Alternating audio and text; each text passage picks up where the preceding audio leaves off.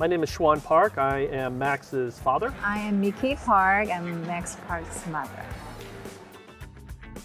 Their competitiveness is fierce. I mean, fierce, fierce. I mean, you can put it up against any sports athlete. You can see that they're cut from the same cloth, that they have this really fierce competitive strive to be number one. My name is Patrick Ponce, and I formerly held the single solve world record for the Rubik's Cube. For the final at SkillCon, I was paired with Max Park, who is a very, very good speed cuber. He is second in the world for the average record, which means, like, for consistency's sake, he's the second best cuber in the world. So first person to get 3 wins was the winner. So eyes were all on us. Let's begin solve 1.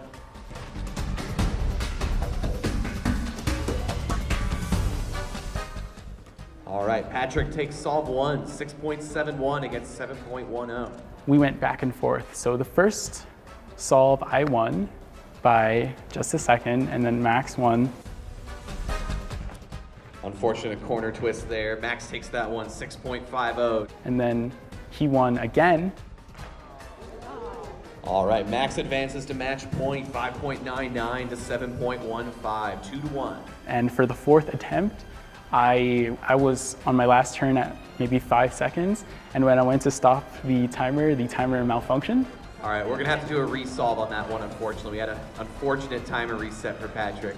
We had to do an extra attempt. All right, we're gonna be moving into a solve 5. Patrick takes the 4th one.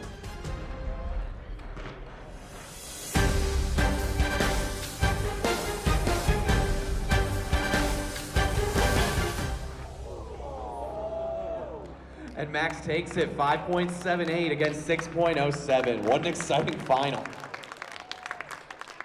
I think the most amazing thing in cubing is that everyone is accepted. Like, Max Park has autism, and that doesn't deter him from being so good at what he does. And I don't think other communities are as good of facilitating that as cubing is.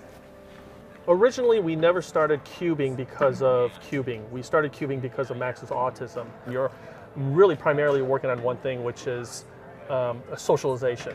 And in order to do some socialization, you need somebody around to socialize with. So we were going to go to the cubing competition to teach him how to stand in line and wait his turn and look directly at somebody and say, I'm ready, which is a big thing, looking at somebody and pointing and things like that. Really, him becoming good at cubing was just an afterthought. Actually, it wasn't even considered. It wasn't even important. At the time, fine motor skill was not there, so he couldn't open the water bottles. And we had a Rubik's Cube around our house, and he kind of showing interest. So at the time, there was a YouTube video, so I learned first, and then I taught him, and the next day he was beating me. What is it? 31 seconds. One day, at his very second competition, he won, and we were pretty surprised. I mean, we thought they made a mistake because he was competing against kids that were like college graduates from MIT and Caltech, and here's this 10-year-old boy beating him, and we were thinking, I think that there's a mistake.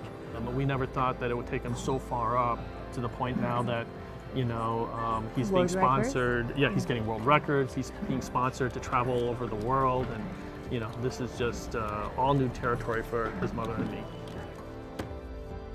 The biggest thing we noticed about Max before he started cubing and after was the wanting to speak with somebody else. When he comes to these competitions, of course he knows instinctively everybody's there because they all have the same interests. That has tremendously increased his awareness and his ability to speak with other people.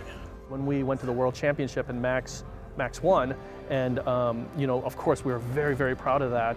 But the big success story for us was he did this thing where he got the certificate and he was looking at the people next to him and he was adjusting his certificate to be like everybody else. Because that's something that we want as our autistic kids to do, is to reference somebody else. He's, me and Mickey are like, did you see him adjust his? Yeah, he adjusted this. He looked over there and he adjusted the certificate just like them, and so that was like the reward for us. So.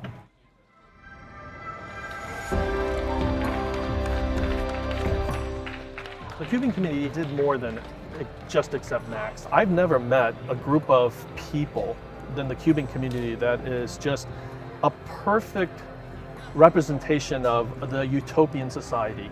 If somebody actually does a solve, and if the judge writes down the wrong time, the competitor will say, "Oh, I'm sorry, you made a mistake. My time is 2 seconds longer. You put the wrong number down." It's so hard to explain how genuine and how honest and disciplined and just good people in general this cubing community is. Pretty sure Max was the one who started the trend in the cubing world to doing AO 100. It means average of 100 So you solves. solve 100 solves and then take it out the best and worst and then average out. I remember the first time we went to Worlds. Yeah.